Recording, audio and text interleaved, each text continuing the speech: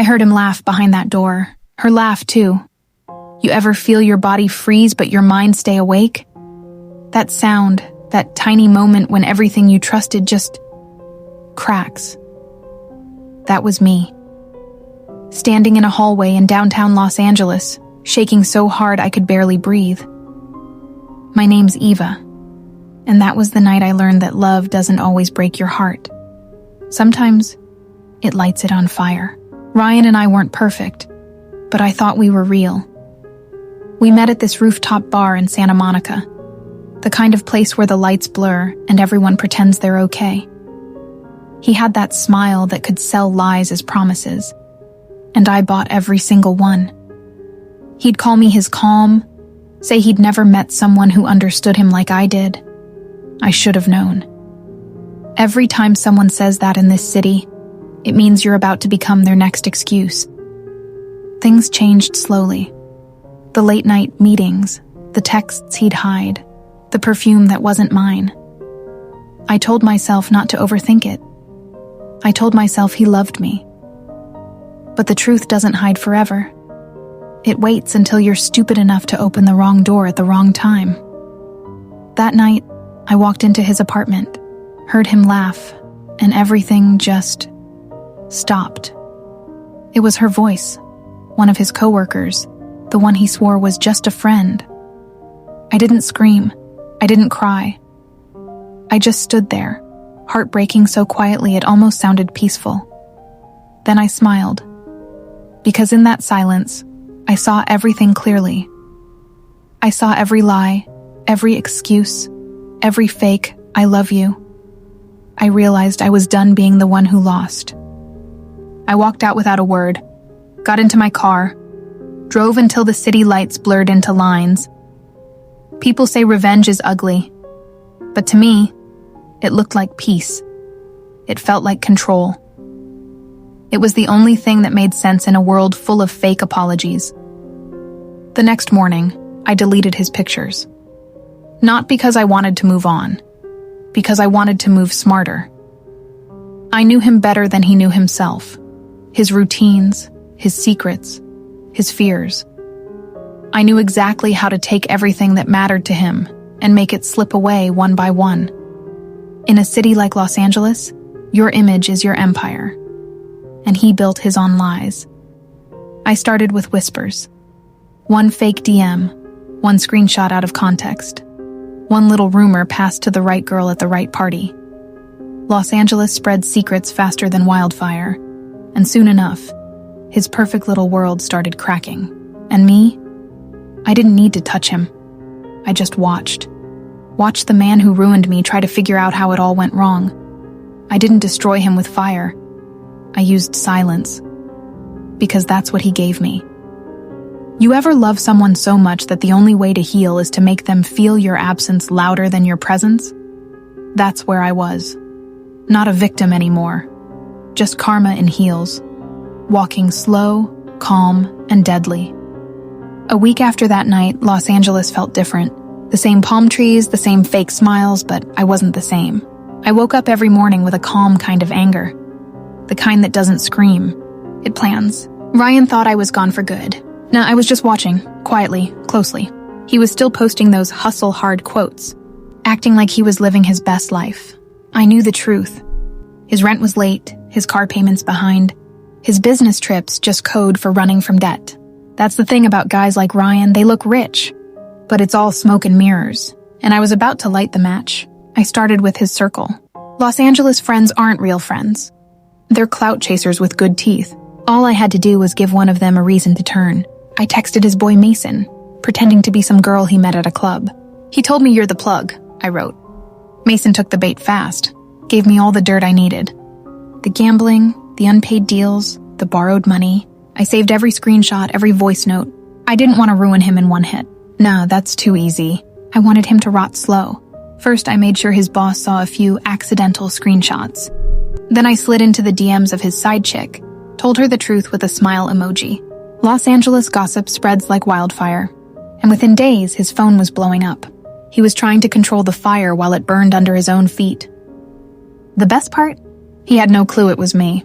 He still thought I was that sweet, emotional girl who wouldn't hurt a fly. Boy, was he wrong.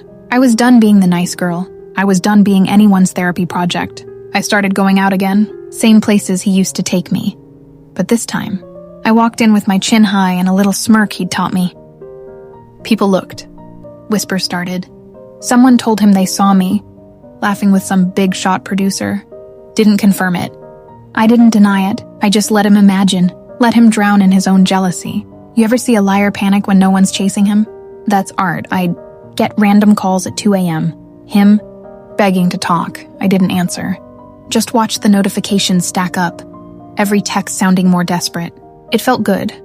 Not because I hurt him, but because I finally didn't care. But see, revenge isn't about balance. It's about power. And the more I watched him fall apart, the more I realized this city only respects the ones who play dirtier than the rest. And if he wanted war, baby, I was built for it. Because the thing about karma, she never rushes. But when she arrives, she comes dressed like me, smiling, calm, and ready to end your game. I thought revenge would end the pain, but damn, it just made me sharper. Every day in Los Angeles felt like a movie on repeat. Same sky, same streets. But now I saw the truth hiding in plain sight. Ryan was losing everything, and I wasn't even trying anymore. His face started showing up on gossip threads, little whispers about money and girls. I didn't have to post anything. I just made sure the right people saw what they needed to. But here's the thing. Revenge doesn't stop where you want it to. It grows. And mine? It started craving more. One night, I was sitting on my balcony, staring at the city lights. I saw his building from afar. That fancy downtown apartment he once bragged about paying for, in full. Funny how lies glow brighter before they burn out. I could almost hear him arguing inside, probably with some new girl who thought she could fix him. Same script, different actress. I started thinking, why stop at ruining his name? Why not his comfort, his pride, his safety net? That's when I remembered his biggest secret, his company. It wasn't fully legal. Half of it was built on fake invoices and shady crypto trades. And guess who had all the receipts? Me. Because I was the one who helped him organize his files when we were together. Yeah, he trained me too well. So I opened that old drive, found everything I needed, and waited for the perfect storm. Los Angeles has its way of eating people alive. I just gave it a reason. I created an anonymous email, attached those files, and sent them to the one place I knew would care, his investor. The kind of man who smiles on magazine covers, but crushes people in private. I hit send, watched the screen flash delivered, and whispered, "Game over, baby." 3 days later, Ryan called me. I didn't answer. Then he showed up at my building. I watched from my window as he pounded on my door, shouting my name like I owed him something. His voice cracked. His eyes looked wild, desperate. He yelled, "Ava, what did you do?" And all I did was smile, because that's what he never understood. When you break a woman like me, she doesn't fall apart. She reorganizes. She builds an empire from the ashes you left. I waited until he left, then opened my phone and posted a quote on my story. Some people burn bridges thinking you won't swim. I learned how to walk on water. Within hours, that story blew up. Friends, followers, even strangers started DMing. "Damn, girl, this is cold. You good? What happened?" I didn't reply. Let them wonder. Let the mystery feed the fire. And right there, in that silence, I realized something. Revenge wasn't about him anymore. It was about me, about taking back the voice I gave away. So yeah, if you're listening right now, don't feel bad for me. Don't call me broken. Call me reborn. And if you ever get the urge to play with someone's heart for fun, just remember, karma doesn't hit back loud. She whispers. And when she does, it sounds a lot like me. They say Los Angeles forgets fast. Lies fade, scandals cool down, and people move on. But not this time. Ryan's name started popping up everywhere. Reddit threads, gossip TikToks, even those shady celeb blogs that love a good downfall. Crypto fraud? Cheating scandal? Same dude? People didn't know the whole truth, but they knew enough. And that's all it takes in this city. You don't need proof, just a rumor that sounds believable. I remember scrolling through my phone one night, watching the chaos unfold. His boys, who once hyped him up, gone. His fancy parties, empty. Every post he made had comments like, "Karma hit quick," or "should have treated her better." I didn't reply to a single one, but every word felt like closure, not loud revenge and poetic justice. Then came the part I didn't plan for. People started admiring me. Girls DM'd me saying, "Eva, you're my inspiration." I wish I could be that strong. I didn't even tell them the full story. Yet they felt it. Maybe because every woman's been there. Fooled, broken, underestimated. They didn't need details. They understood the emotion. Meanwhile, Ryan was spiraling. His job fired him. His landlord changed the locks. He moved in with some friend who probably used him for clout. Every time I thought, okay, maybe that's enough, I remembered the night he laughed while I cried. That laugh became my fuel. But I wasn't cruel. I didn't send more emails, didn't leak anything else. I just let him exist in the mess he created. Because real revenge isn't about hurting back. It's about letting them feel the weight of what they did, without you lifting a finger. One evening, I was out in Venice Beach just walking. Sunset was golden, waves soft, air smelled like freedom. And out of nowhere, I saw him, sitting alone on a bench, hoodie up, staring at nothing. For a second, I almost felt bad. Then I remembered the girl who begged for honesty and got lies instead. I walked right past him, didn't even look twice. But as I did, he lifted his head just enough to see me, smiling, glowing, alive. And I swear I saw it in his eyes, regret. Not because he lost me, but because he finally realized I never needed him. That night, I sat in my car, engine off, just thinking. The city lights flickered against the windshield, and for the first time I felt peace. Not victory, not pride, just peace, like every scar had finally stopped bleeding. Then I whispered to myself, this isn't revenge anymore. This is balance. So yeah, maybe karma came for him. But me, I just came home to myself. You know what's crazy? The day I stopped caring about Ryan, everything started working out. Like the whole damn universe was waiting for me to wake up. I started sleeping better, eating better. Even breathing felt different. It's wild how peace feels when you finally stop chasing closure. I picked up my old notebook, the one I used to write in before my world fell apart. Pages filled with dreams I'd buried under his promises. Opening my own studio. Traveling. Maybe writing my own story someday. I stared at those words like they belonged to someone else. But nah, that was me. Just a version of me that forgot how powerful she could be. So I got to work. Started small, freelancing, taking gigs, meeting new people who didn't know my past. I changed my circle, changed my vibe. Los Angeles looked the same, but I didn't. I stopped being scared of being alone. Hell, I started loving it, because alone doesn't mean empty. It means free. Every now and then, I'd get a text from Ryan. Stuff like, "Hope you're okay," or "I miss what we had." I never replied. Not out of hate, but because I outgrew the version of me that needed him. That girl's gone. She died the night I heard him laugh behind that door. One night, I was working late at this cozy little cafe in Silver Lake.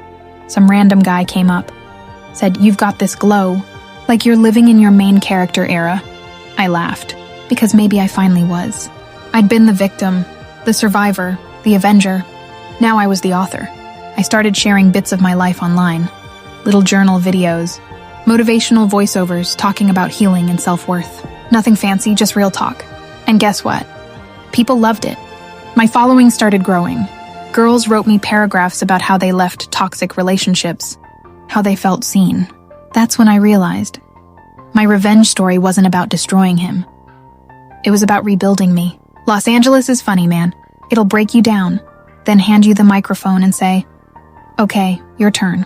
And I took that mic. I turned pain into purpose, scars into lessons. Every tear became a sentence, every betrayal a punchline. A few weeks later, I got invited to speak on a podcast, Women Who Rise. I said yes.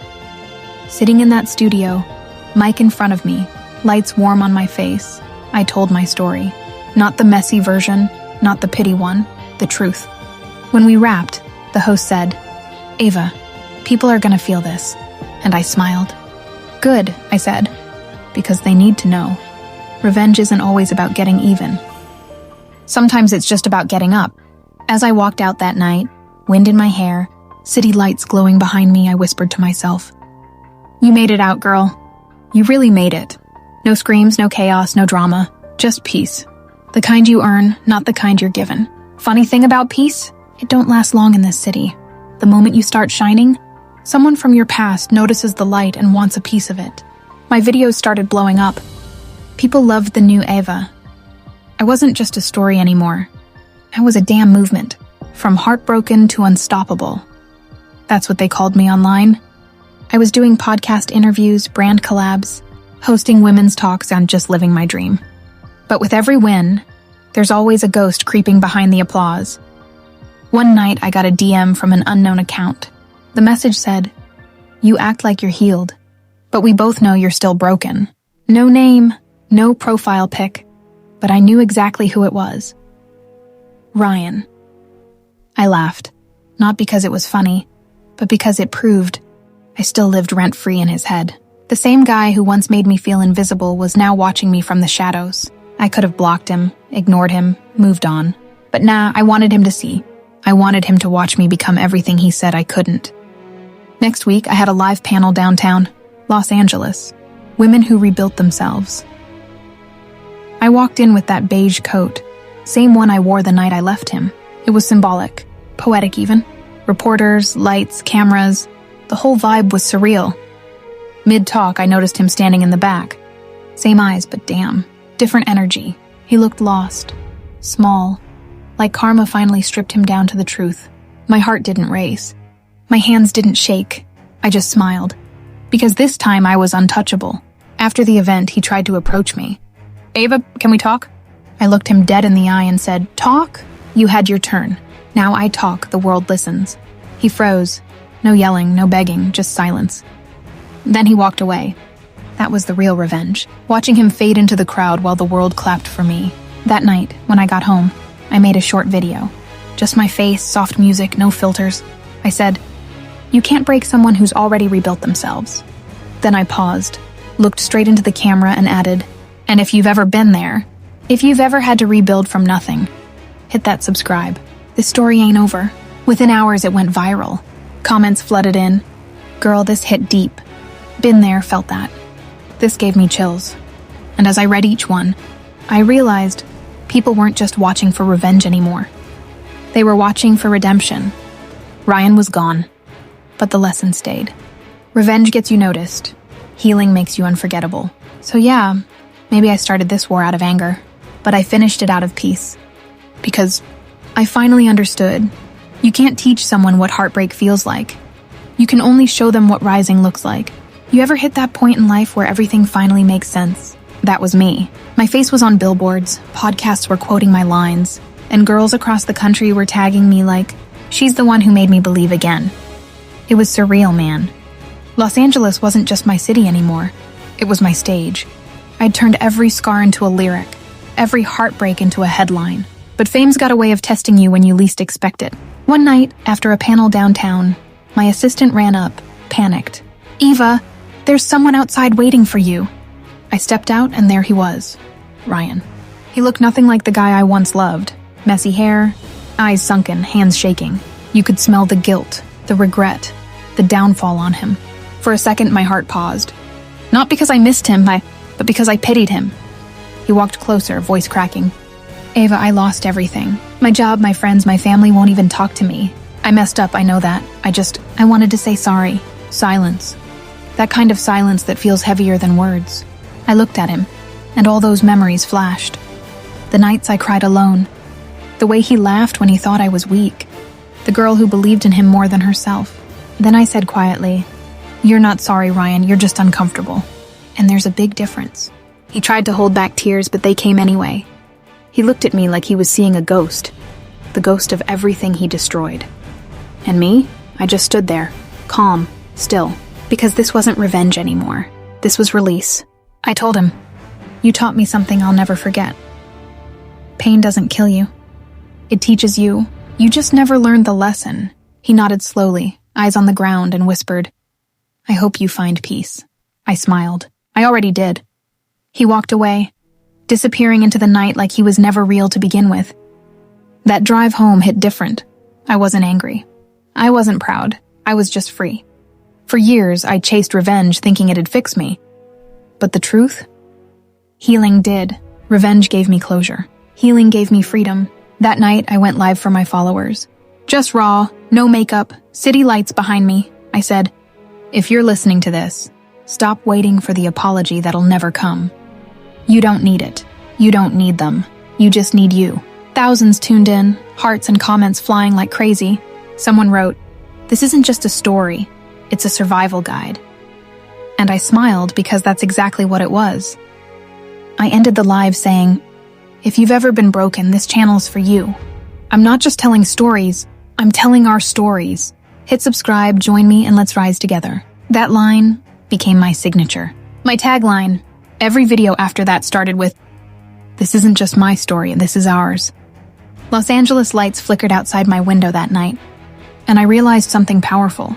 The same city that watched me fall now watched me fly. Life had finally started feeling light again. You know that quiet peace when you wake up and don't have to check your phone, don't have to care who's watching you fall or rise? That was me. I'd made it out. Los Angeles didn't scare me anymore. I wasn't the lost girl running from pain. I was the woman walking toward purpose. My brand was booming, my voice was everywhere, and every time I hit upload, thousands of people showed up like they were rooting for me in real time. I wasn't chasing validation anymore. I was building legacy. Then, out of nowhere, karma decided to test me again. One evening, I got an email with the subject line, "You don't know me, but I think I know you." At first, I thought it was spam, but when I opened it, it hit different. The message said, "Eva, my name's Grace. I'm Ryan's sister. I wanted to thank you for not ruining him completely. You broke him, but you also made him realize who he really was. He's sober now, trying to make things right." My heart just stopped for a second. I didn't know what to feel. Anger, relief, guilt? Nah, it was something else. Closure. For years, I wanted him to feel what I felt. Pain, betrayal, loss. But now, hearing that he was finally facing his demons, it didn't hurt anymore. It healed something in me I didn't even know was still broken. That night, I sat outside on my balcony, watching the LA skyline glow. I realized revenge doesn't always destroy. Sometimes it transforms. Maybe that's what karma really is. Not punishment, just reflection. And in that reflection, I saw a girl who walked through fire and didn't just survive. She learned how to dance in it. The next morning, I recorded my final video in that series, the one that started it all. I stared straight into the camera, no makeup, just truth. People think revenge is about getting even.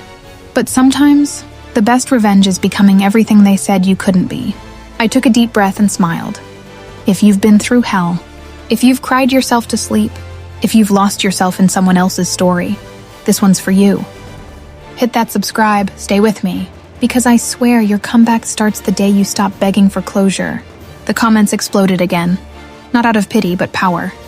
People saying things like, "This healed me. I needed this today.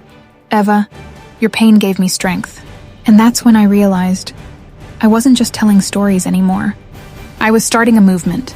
When I turned off the camera, I looked at my reflection and whispered, "You did it. You finally found peace without needing revenge." The city was quiet that night, but somehow, it felt like the whole world was listening. And I smiled. Not the revenge smile, not the victory one, just peace. Pure, beautiful peace. You ever wake up one morning and realize, damn, I really made it? That was me. Coffee in hand, sunlight hitting my face, thousands of messages waiting to be read. People from all over the world were writing to me, "Eva, your story changed my life. Because of you, I left him. You made me believe in myself again." It hit me then. My pain had turned into purpose. I wasn't just another face in this crazy city. I was a voice for every broken soul who never got the chance to speak. Soon I started getting invites from bigger places, TEDx, college talks, even a women's leadership conference in New York. Yeah, me. The same girl who once cried on a cheap couch in Los Angeles, now flying first class, telling people how to rise. Life really comes full circle, doesn't it? At that New York event, I stood backstage watching a crowd of thousands waiting for me. For a second, that little insecure voice whispered, "You sure you belong here?" And then I remembered, hell yeah, I do. I walked out under those lights, took the mic, and said, "I used to think revenge would fix me. But it didn't. It only woke me up." The crowd went dead silent. You could feel the energy, the truth hanging in the air. If you ever feel like giving up, don't. The people who broke you are gonna have to watch you heal without them. Boom. Standing ovation. Cameras flashing. And in that moment, I didn't see fame. I saw freedom. That night, I got back to my hotel and cried. Not sad tears, just relief. You did it, Eva, I whispered. You turned your scars into gold. Then I smiled into the camera for my followers and said, if you're watching this, remember, your comeback doesn't need permission. Hit that subscribe if you're building yours too. Thousands joined in. And I knew this was just the beginning. After New York, things blew up fast. Magazines wanted interviews, brands wanted collabs. Suddenly, Eva wasn't just a story, she was a brand.